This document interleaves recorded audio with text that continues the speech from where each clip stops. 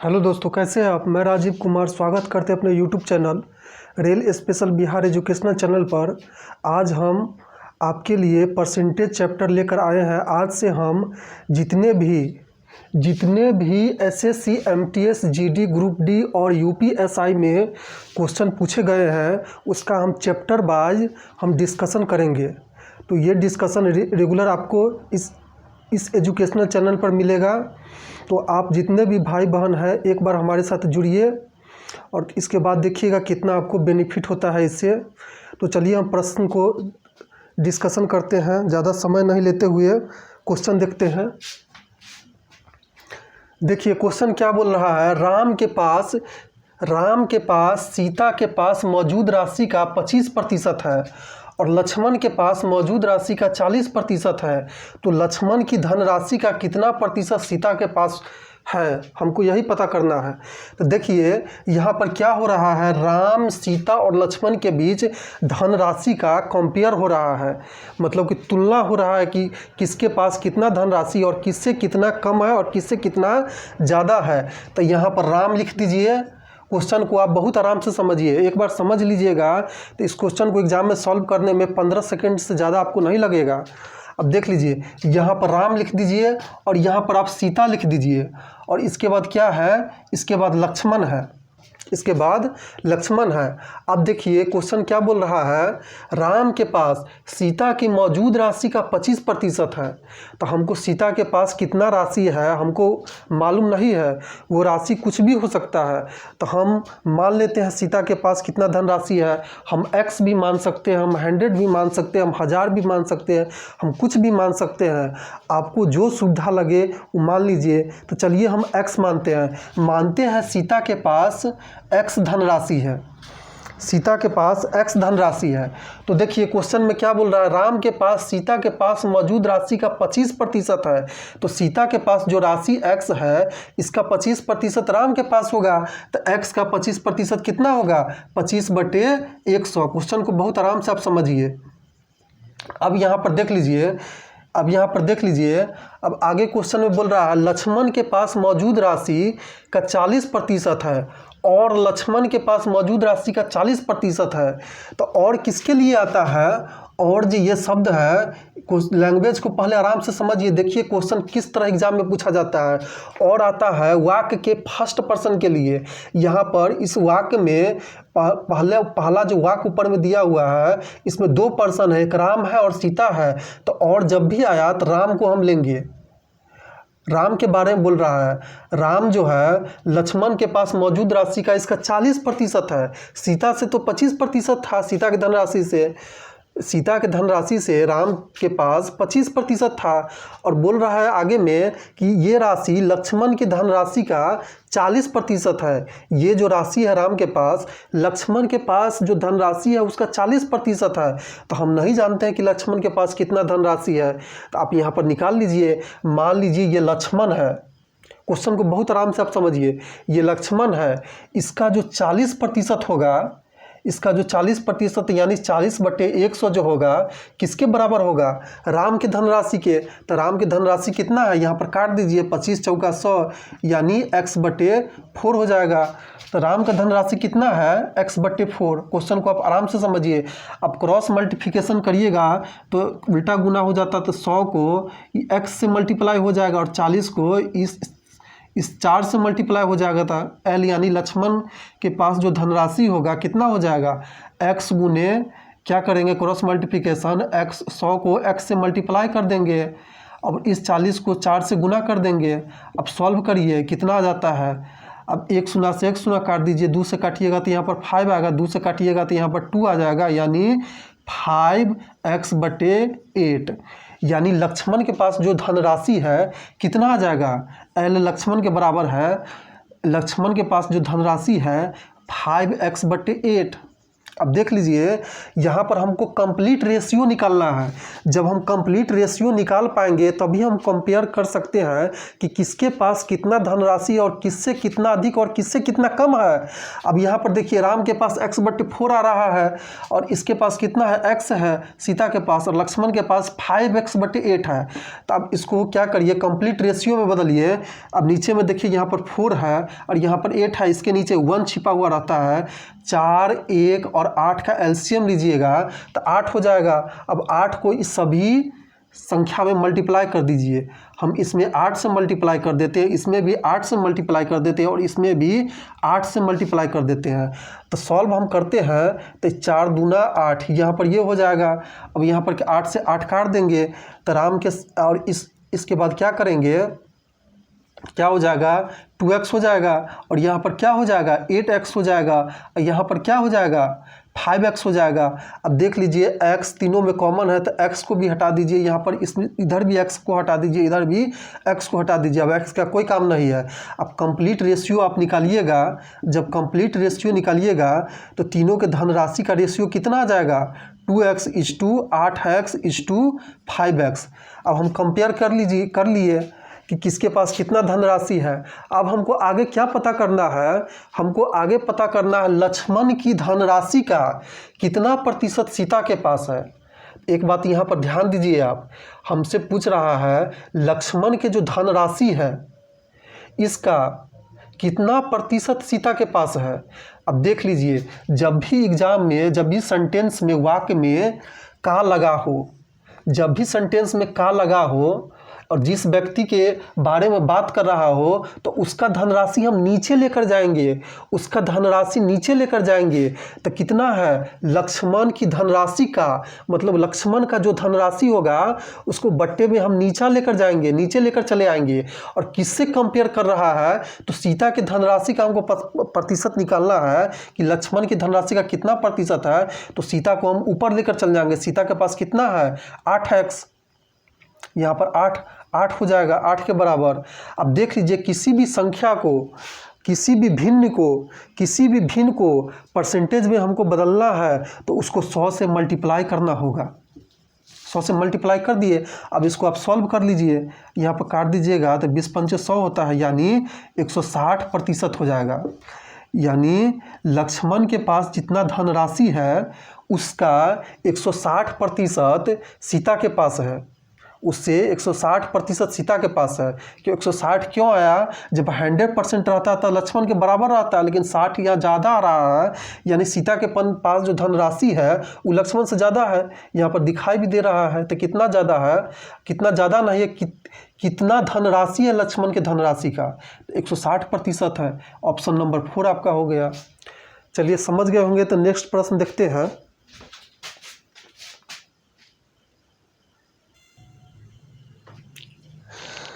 चलिए नेक्स्ट प्रश्न देखते हैं। क्वेश्चन देखिए, गरिमा की तुलना में शिखा 5 गुनी क्यूट है, यह ज्ञात कीजिए कि गरिमा शिखा से कितना प्रतिशत कम क्यूट है। तो हमको क्यूटनेस का प्रतिशत पता करना है कि किससे कम है और किससे ज़्यादा है। इसके लिए हमको क्या करना होगा, दोनों का एक कंप्लीट रेशियो निकालना होगा, तब हमको पता चल पाएगा कौन कितना क्यूट है, कौन कितना कम क्यूट है।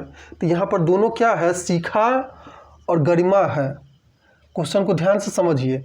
अब क्वेश्चन देखिए, गरिमा जो है, गरिमा शिखा से 5 गुनी क्यूट है। तो शिखा का क्यूटनेस अगर 1 मान लेते हैं तो गरिमा का क्यूटनेस कितना हो जाएगा, 5 हो जाएगा।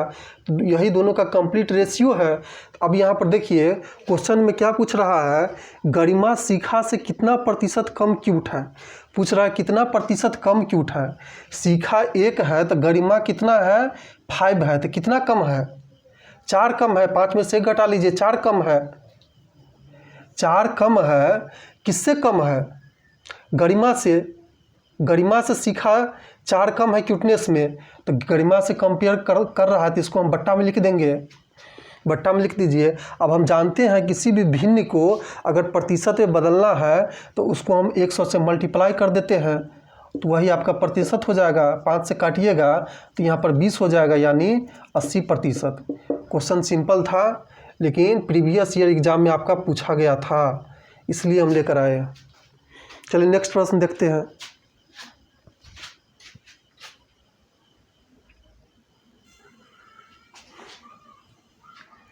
चलिए नेक्स्ट प्रश्न देखते हैं। प्रश्न देखिए, एक संसदीय चुनाव में आदित्य और साबिर दो उम्मीदवार थे और आदित्य को कुल मतों का 50% और साबिर को 1200 मतों से हराया। यदि 8% मत अवैध घोषित किए गए थे तो चुनाव में मतदाताओं की कुल संख्या ज्ञात कीजिए। चलिए क्वेश्चन को बहुत आराम से समझिए। हमको नहीं मालूम है कि मतदाताओं की संख्या क्या है, लेकिन इतना तो मालूम है जितना भी व्यक्ति मत दिया है, चाहे उसका पार्टी हार गया हो, चाहे उसका पार्टी जीत गया हो, चाहे कुछ मत जो होता है जो बर्बाद हो गया हो, तो टोटल अगर हम मत मिला देते हैं तो टोटल 100% अपने आप में माना जाएगा, 100% माना जाएगा।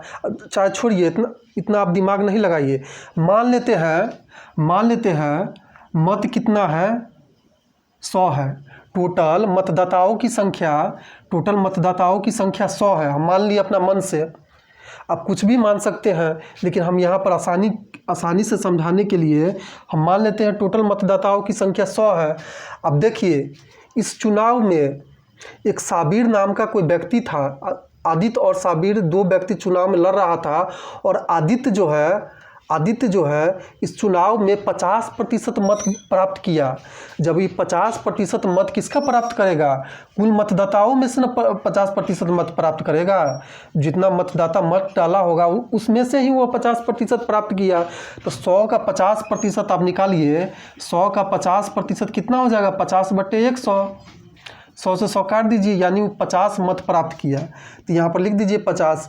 अब आगे देखिए, और साबिर को 1200 मतों से हरा दिया, लेकिन हमको मालूम नहीं कि साबिर को कितना प्रतिशत मत मिला। लेकिन आगे देखिए, आगे बोल रहा है 8% मत जो है अवैध घोषित कर दिया गया। तो बैलेट पेपर पर क्या होता है, मान लीजिए कोई प्रत्याशी का चुनाव चिन्ह है, जा करके कोई मतदाता यहाँ पर बीचे में मार देता है, दोनों तरफ मत चले आता है, मतलब कि मोहर जो होता है दोनों तरफ चले आता है, इसलिए इस तरह का मत अवैध घोषित कर दिया जाता है। तो ऐसा कितना मत है जो अवैध घोषित किया गया था, तो 8% मत ऐसा है जो अवैध घोषित कर दिया गया था। तो 100 का 8% आप निकालिएगा तो 100 × 8/100, तो टोटल 8 मत अवैध घोषित कर दिया गया 100 में से। तो कितना मत, अब देखिए अवैध कितना घोषित कर दिया गया। क्वेश्चन को बहुत आराम से समझिए, आप एक बार समझ लीजिएगा तो 10 सेकंड में बना दीजिएगा। अवैध मत कितना है, 8 मत है। अब यहाँ पर देखिए, आदित्य को 50 मत मिला 100 में, अवैध मत कितना है, 8 है। अब आदित्य साबिर को 1200 मतों से हरा दिया, तो साबिर को कितना मत मिला होगा, तब 50 और 8 को जोड़िएगा तो 58 आता है। 58 को टोटल मत में से हम घटा देंगे, तो ये जो 42 मत जो बचेगा 100 में से किसको मिला होगा, तो साबिर को मिला होगा। अब जिसके कारण साबिर को 42 मत मिला 100 में और आदित्य को 50 मत मिला, ये डिफरेंस किसके बराबर है, यही डिफरेंस 1200 मत के बराबर है, जिसके कारण साबिर हार गया आदित्य से। ये डिफरेंस 8 का जो है किसके बराबर है, 1200 के बराबर है, 1200 मत के। अब यहाँ पर ध्यान दीजिए, तो हमसे क्या पूछ रहा है, तो मतदाताओं की कुल संख्या ज्ञात करिए। तो मतदाताओं की कुल संख्या हम 100 माने थे। अब यहाँ पर आप कंपेयर कर दीजिए, अब कंपेयर करिएगा यहाँ पर, तो 8 किसके बराबर है, 1200 मत के। क्वेश्चन को आराम से समझिए, 8 1200 मत के बराबर है, तो 1 किसके बराबर होगा, 1200/8 के बराबर होगा। 1200/8 के बराबर होगा, तो टोटल मतदाताओं की संख्या हम 100 माने हैं, तो टोटल मत भी 100 हो जाएगा। 100 किसके बराबर हो जाएगा, 1200/8 × 100। अब इसको जब सॉल्व करिएगा तो यहाँ पर 15×8 = 120 होता है, यानी 150, यानी टोटल मतदाताओं की संख्या 15,000 हो जाएगा। तो यही ऑप्शन में मिला लीजिए, ऑप्शन नंबर 3 15,000, यही आपका आंसर हो गया। समझ गए होंगे, ये क्वेश्चन आपको प्रीवियस ईयर जीडी में पूछा गया था। चलिए नेक्स्ट प्रश्न हम देखते हैं।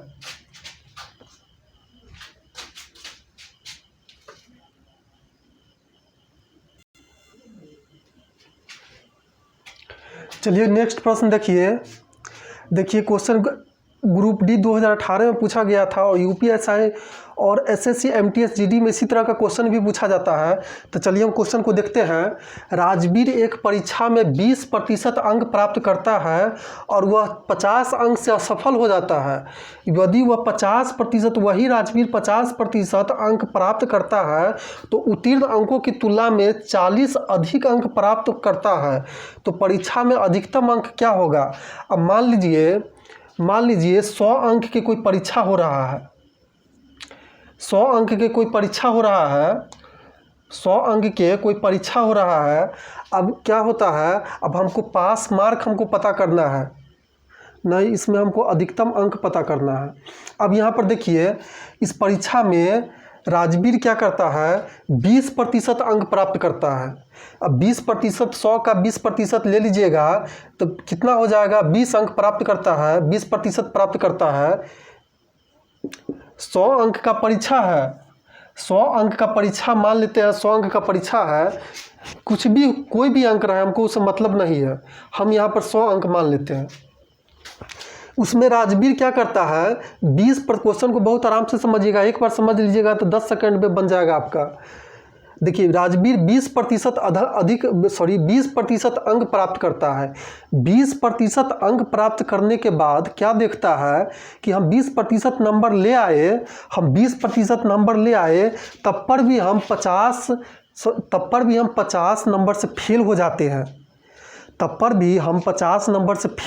हैं, राजवीर क्या देखता है, एक बार क्वेश्चन को बहुत आराम से समझिए। हम 20% नंबर ला देते हैं, हम एग्ज़ाम में 20% नंबर ले आते हैं, तब पर भी हम 50 नंबर से फेल हो जाते हैं। इसका मतलब क्या होगा, इसका मतलब यही होगा कि पास होने के लिए कितना नंबर ज़रूरी होगा। पास नंबर होने के लिए 20% नंबर राजवीर लाता है तो 50 नंबर से फेल हो जाता है। इसका मतलब पास होने के लिए 20% नंबर में 50 नंबर हमको और लाना होगा। 20% नंबर जितना भी आएगा उससे हमको 50 नंबर और ज़्यादा लाना होगा, तब पास होंगे। और सिर्फ 20% ले आएंगे तो हम फेल हो जाएंगे। अब आगे देखिए, आगे क्या बोल रहा है, आगे देखिए बोल रहा है यही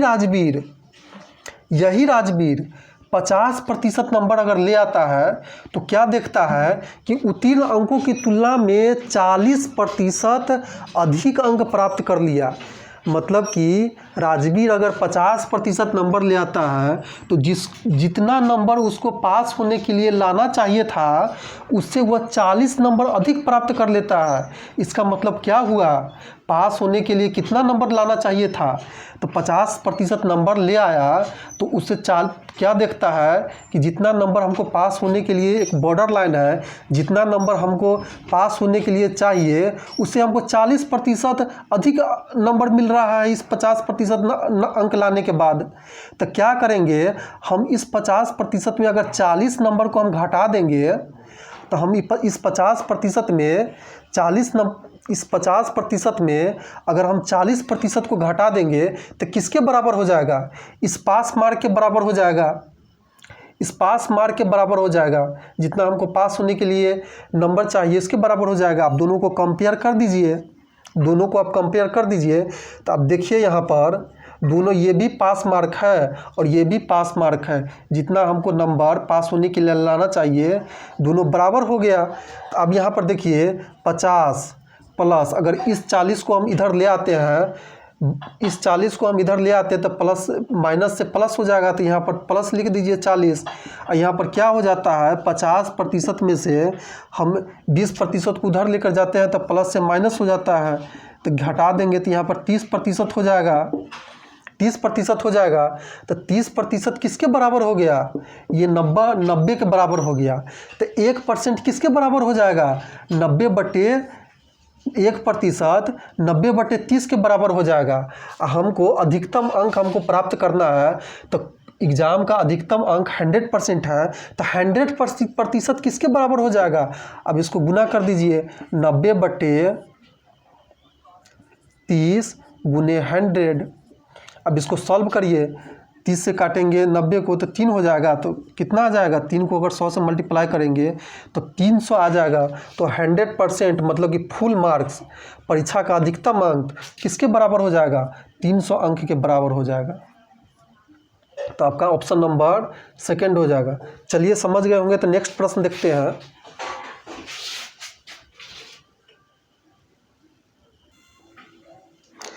चलिए नहीं समझे होंगे तो चलिए क्वेश्चन के सेकंड मेथड देख लेते हैं। क्वेश्चन को बहुत इंपॉर्टेंट क्वेश्चन एक बार और आप समझ लीजिए। अब देखिए राजवीर पहले क्या करता है, पहले 20% नंबर लाता है, इसके बाद वह 50% नंबर लाता है। एक बार और हम बता रहे हैं, क्वेश्चन को बहुत आराम से समझिए। अब देखिए यहाँ पर हाँ, हमको पास होने के लिए कितना मार्क्स चाहिए। मान लीजिए यह एक बॉर्डर लाइन है, लाइन है, इस बॉर्डर लाइन को हम क्रॉस करेंगे तभी हम एग्ज़ाम में पास हो पाएंगे। ये कट ऑफ मान लीजिए एग्ज़ाम का कट ऑफ है। अब देख लीजिए 20% नंबर ला रहा है तो वह देखता है वह 50 नंबर से फेल हो जाता है। इसका मतलब 20% में 20% से 50 नंबर उसको और अधिक लाना होगा, तब ये इसके बराबर होगा। अब यहाँ पर देखिए 50% लाता है तो क्या देखता है, इस पास मार्क से इसका जो कट ऑफ है उससे वह क्या करता है, 40 अंक अधिक ला देता है। मतलब कि उससे वह ये जो बॉर्डर लाइन है, ये जो आपका कट ऑफ है, इससे 40 नंबर अधिक ला देता है। वो 50% नंबर लाता है। तो आप कंपेयर कर लीजिए तो ये जो डिफरेंस है 20% से 50% का कितना है, 30% का। तो ये 30% किसके बराबर हो जाएगा, ये 30% किसके बराबर हो जाएगा, ये 30% ये 50 अंक प्लस ये 40 अंक के बराबर हो जाएगा, 90 के बराबर। तो 1% किसके बराबर हो जाएगा, 90/30 के बराबर होगा।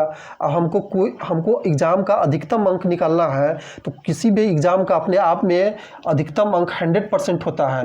तो 100% किसके बराबर हो जाएगा, 100% 90/30 गुने 100 के बराबर हो जाएगा। मल्टीप्लाई कर दीजिए, 3 से 30 को 90 को काटेंगे तो 3 हो जाएगा। अब इसको सॉल्व करिए तो यहाँ पर 300 अंक आपका अधिकतम अंक हो जाएगा।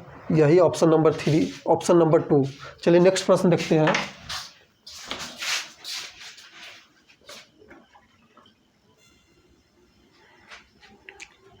चलिए नेक्स्ट प्रश्न देखिए। क्वेश्चन देखिए, एक कार की विशिष्ट कीमत है और उसकी कीमत पहले वर्ष के बाद 20% घट जाती है और 2 वर्षों के बाद इसकी कीमत 10% घट जाती है। यदि कार की कीमत 2 वर्ष के अंत में 1,44,000 रुपया है तो प्रारंभ में कार की कीमत क्या होगी। हम नहीं जानते हैं कि कार की कीमत प्रारंभ में क्या होगी। हम मान लेते हैं प्रारंभ में कार की कीमत कुछ रहा होगा। अब ये नहीं जानते कि क्या रहा होगा। अब x भी मान सकते हैं और 100 भी मान सकते हैं, 1000 भी मान सकते हैं, कुछ भी मान सकते हैं। लेकिन आप एक बात हमेशा ध्यान में रखिए, ऐसा आप कुछ नहीं मानिए कि उस क्वेश्चन को आप जटिल बना करके आप उसमें खुद फंस जाइए और समय को बर्बाद करके आप एग्ज़ाम पूरे के पूरे डैमेज कर लीजिएगा। तो हम इस तरह मानेंगे कि क्वेश्चन जटिल नहीं बने। हम मान लेते हैं कार की शुरुआती कीमत 100 है, कार की शुरुआती कीमत 100 है। अब पहले वर्ष के बाद क्या होता है, पहले वर्ष के बाद 20% घट जाता है। तो पहले वर्ष के बाद 20% घट करके कितना हो जाएगा, कोई भी संख्या या कोई भी मूल्य, चाहे किसी भी संख्या का कीमत, अब वह स्वतंत्र अवस्था में हम बोले हैं, उसको हम किसी से कंपेयर नहीं कर रहे हैं। तो पहले जो हम माने हैं 100, ये अपने आप में 100% है। अब इस 100% में क्या होता है, पहले वर्ष में 20% घट जाता है। तो 20% घट जाता है तो 80% बचा होगा, 80% बचा होगा। तो 100 का 80% कितना हो जाएगा, 100 गुने 100। अब इस फर्स्ट वर्ष का कहानी है। अब हम सेकेंड वर्ष में देखते हैं। सेकेंड वर्ष में क्या होता है, सेकेंड वर्ष 2 वर्षों के बाद क्या होता है, इसकी कीमत 10% घट जाती है। अब ये अपने आप में जो भी संख्या निकलेगा ये अपने आप में स्वतंत्र होगा। अब उसको आप अपने आप में 100% मान लीजिए। अब इसमें क्या होता है, इस टोटल में 10% की गिरावट आ जाती है। जब 10% की गिरावट आ जाएगी तो 10% आप घटा दीजिए 100% में से तो 90% आ जाएगा। अब इसका टोटल का सेकेंड वर्ष में के अंत में जो भी बचेगा इसका 90% बचेगा। इस सेकेंड वर्ष के अंत तक का कहानी है। अब सॉल्व कर लीजिए कि टोटल कितना बच जाता है। जितना घट रहा है उसको तो हम हटा दिए हैं, और जितना बच रहा है उसको हम मल्टीप्लाई करते गए हैं। पहला वर्ष में भी किए हैं, दूसरा वर्ष के अंत में भी किए हैं, तब कितना बच रहा है निकाल करके आप देख लीजिए। अब सॉल्व कीजिए, 100 से 100 कट जाएगा, 1 शून्य से 1 शून्य, 1 शून्य से 1 शून्य, तो कितना बच रहा है 72। अब 72 बच रहा है 2 वर्ष के अंत में। अब देख लीजिए अब कितना 2 वर्ष के अंत में यहाँ पर बोल रहा है 2 वर्ष के अंत में कार की कीमत 1,44,000 रुपये हो जाती है, घट करके 2 वर्ष के अंत में घट करके 1,44,000 हो जाती है। तो ये किसके बराबर हो जाएगा? यहाँ पर जो घट कर निकला है इस 72 के बराबर हो जाएगा। अब आप यहाँ से कंपेयर कर दीजिए। देखिए क्वेश्चन मात्र 10 सेकेंड का है, आप एक बार समझ जाइएगा। जब भी एग्जाम में आएगा इस तरह का क्वेश्चन तो 10 सेकेंड से ज़्यादा आपको नहीं लगेगा। अब देख लीजिए जब 72 किसके बराबर है, जब 72 1,44,000 के बराबर है, जब 72 1,44,000 के बराबर है तो एक एक नियम से सोचिए, आप एकदम बेसिक से सोचिए। आपका फार्मूला कभी साथ नहीं देगा, लेकिन आपका बेसिक कॉन्सेप्ट आपके माइंड में जब फिट हो जाएगा तो हमेशा आपके साथ रहेगा।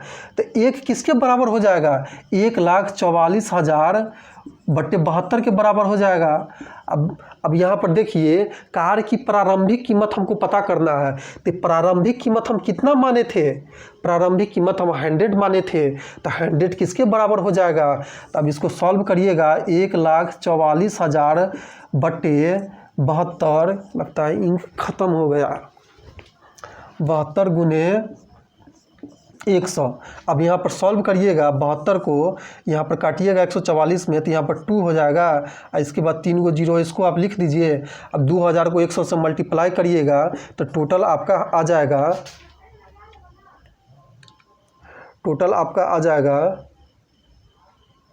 नहीं यहाँ पर 200 हो जाएगा। एक मिनट कुछ गलती हो गया है क्या?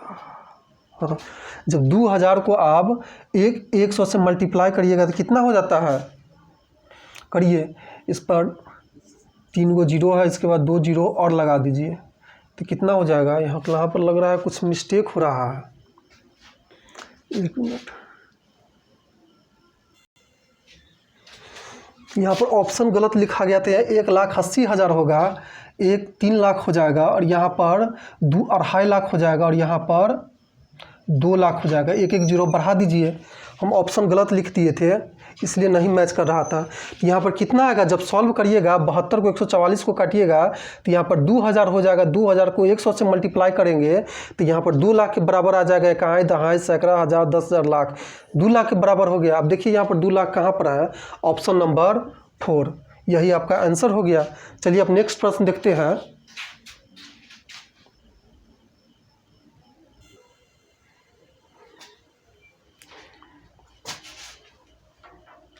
चलिए नेक्स्ट प्रश्न देखते हैं। क्वेश्चन पढ़िए, एक परीक्षा में सी को बी से 25% कम अंक प्राप्त हुए और ए को सी से 20% अधिक अंक प्राप्त हुए। यदि ए और बी के अंकों के बीच का अंतर 36 है तो बी को कितना अंक प्राप्त हुए? हम नहीं जानते हैं कि किसको कितना अंक प्राप्त हुआ और किससे किसको कितना ज़्यादा और किससे कितना कम अंक प्राप्त हुआ। तो हमको इसके लिए क्या करना होगा? ए बी सी का चर्चा है, यहाँ पर ए बी और सी का चर्चा है, तीनों का हमको कंप्लीट रेशियो निकालना होगा। तो यहाँ पर देखिए, यहाँ पर क्वेश्चन में बोल रहा है, एकदम आराम से आप समझिएगा। एक परीक्षा में सी को, ये जो सी है, बी से 25% अंक कम प्राप्त हुआ। तो हम मान लेते हैं, आप कुछ भी मान सकते हैं, एक्स भी मान सकते हैं, वाई भी मान सकते हैं, 100 भी मान सकते हैं, लेकिन ऐसा कोई भी संख्या नहीं मानिएगा जिससे आपका एग्ज़ाम में क्वेश्चन जटिल हो जाए। तो देखिए हम क्या मानते हैं, यहाँ पर आप 100 मान लीजिए। मान लेते हैं बी को 100 अंक प्राप्त हुआ, तो सी को कितना प्राप्त होगा? सी को बी से 25% कम अंक प्राप्त होता है। जब 25% कम अंक प्राप्त होता है तो मतलब कितना प्राप्त होता है? ध्यान दीजिएगा, 25% कम प्राप्त होता है, मतलब कितना प्राप्त होता है, तो अब 100% में से 25% को घटा दीजिएगा। कहने का मतलब 75% प्राप्त होता है सी को, किससे, तो बी से। तो 100 का अगर 75% निकालिएगा तो कितना आ जाएगा, 75। अब आगे देखिए, आगे क्या बोल रहा है, आगे देखिए नेक्स्ट स्टेप में ए को सी से 20% अधिक अंक प्राप्त होता है। ए को, ये ए है और ये सी है, इससे इसको 20% अधिक अंक प्राप्त होता है। मतलब क्या होगा, जब अधिक प्राप्त होता है तो 100% में हम 20% को जोड़ देंगे, और कम प्राप्त होता है तो 100 में हम घटा देते। तो 20% अधिक प्राप्त हो रहा है सी से, तो क्या होगा, सी से प्राप्त हो रहा है मतलब सी का कितना है, सी का 75 है। और कितना अधिक प्राप्त हो रहा है, तो 20% अधिक प्राप्त हो रहा है। तो किससे, तो 100%, कोई भी संख्या अपने आप में 100% स्वतंत्र रूप में होता है। जब कंपेयर करते हैं अगला को जिससे हम कंपेयर करते हैं, तो पिछला वाले जो भी संख्या उसको हम 100 मानते हैं अपने आप में। इससे 20% क्वेश्चन को बहुत आराम से समझिए, अधिक प्राप्त होता है, यानी इसका 120% प्राप्त होता है। और यही बोलता कम प्राप्त होता है तो इसमें से हम घटा देते हैं।